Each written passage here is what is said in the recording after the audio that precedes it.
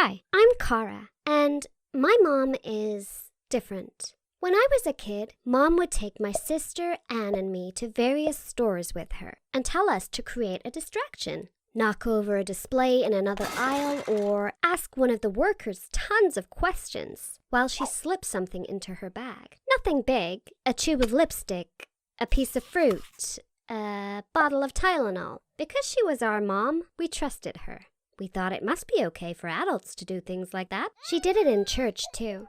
She'd use Anne and me as a diversion, then steal some coins from the collection basket, or little pieces from the displays around the holidays. Just a little souvenir, she'd say. Let's keep it our secret. One day, a police officer came to talk to my class about fighting crime. He listed crimes you could go to jail for: vandalism, assault, fraud, and stealing. He talked about a thief he'd arrested recently, how that man was rotting in prison now, and how we should all follow the laws so we didn't turn out like him. I knew that's what my mom was, a thief, and I became terrified she'd go to jail. I vowed to protect her secret, no matter what. My mom got worse as I got older. My friends would come over for sleepovers and wake to find their earbuds missing or their jewelry. After a while, kids stopped coming round to my house. I knew from sneaking into my mom's room once that she kept her little souvenirs in a blue velvet box with a glass lid. I'd stared through the glass at all the things that belonged to my friends or to stores around town, knowing that I could never tell anyone where their things went, or my mom would go to jail. One day, in church, around Christmas, I was the last person to take communion. My mom whispered to me to knock the chalice out of the priest's hand and make it look like an accident. I tried to protest, but my mom kept saying, "Just do it, Kara. Stop being such a baby." So I knocked over the communion grape juice, and while people scrambled to help clean it up, my mom tried to grab the gold-plated halo on one of the angels in the nativity scene. Jeannie, one of the parishioners, saw her. "I knew it!" she shouted, loud enough that everyone turned to stare. "That woman is a thief. She's been stealing from the church for years. Her daughters are in it with her." I wish I could describe the humiliation I felt with all those judging eyes on my family. Some of my friends were there, and I knew they were putting two and two together, realizing who had taken their things over the years. Jeannie yelled at my mom, "If you ever take anything from this church again, I will make sure you go to prison." The priest calmed Jeannie down, murmuring about forgiveness, but he asked my mom to stay for a private meeting. After that meeting, my mom sat down with Anne and me. "I'm very sorry," she told us, "for making you a part of my criminal behavior over the years. I know I have a problem, but I'm going to change, I promise you." I wanted to believe her, and for a while, she seemed to be telling the truth. I didn't see her steal anything else. She got rid of her box of souvenirs, but the damage was done. Word had spread around town about my mother, the thief. Neighbors whispered when I walked by. Kids at school teased me. The owners of shops around town kept an extra close eye on me. Once, at the convenience store, I picked up a candy bar and was trying to find my money in my bag. "Don't you dare put that in your bag," the cashier yelled at me. "I knew you'd turn out just like your mother." I dropped the candy bar and fled, humiliated. For years, I didn't have any friends. I was just that girl whose mom was a thief.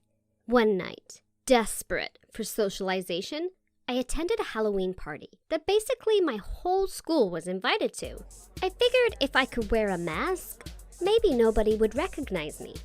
I ended up talking to a really hot guy, Jeff. We really hit it off, and I was so happy to be talking to someone my age, a hot guy, no less, that my heart was soaring.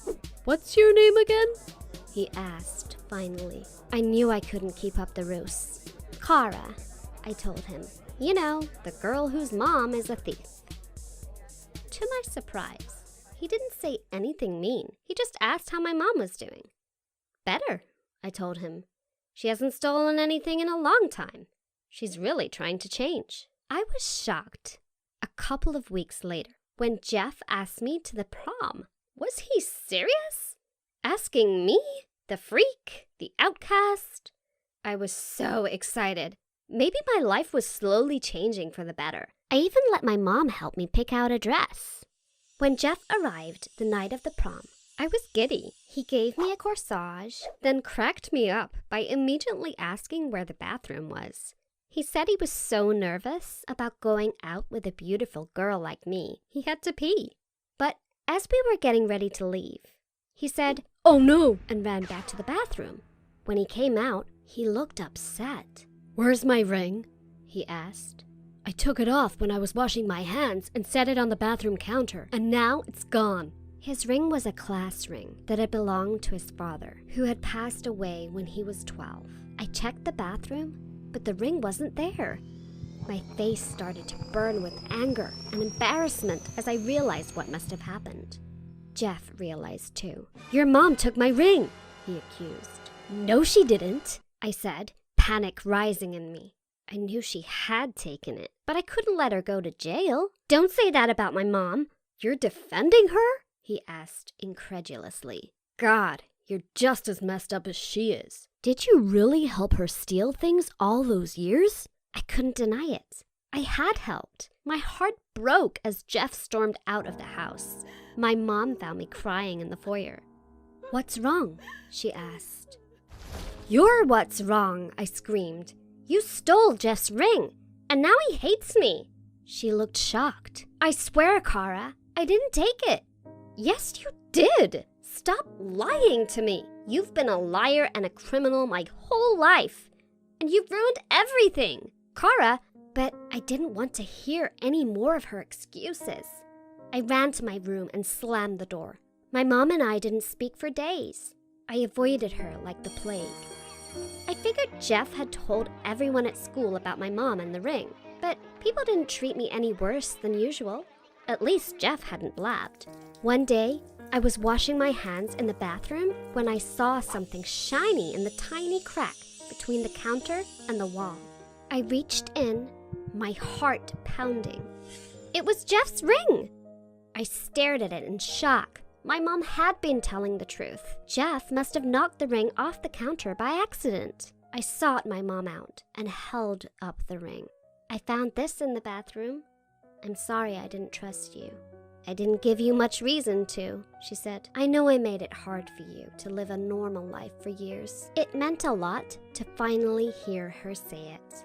I didn't know if I was completely ready to forgive her. I was still hurt by her actions, and by the knowledge that even if I had told Jeff about the ring, it wouldn't change the things we'd said to each other. But her apology felt like the start of a much-needed conversation that might be the beginning of my more normal life.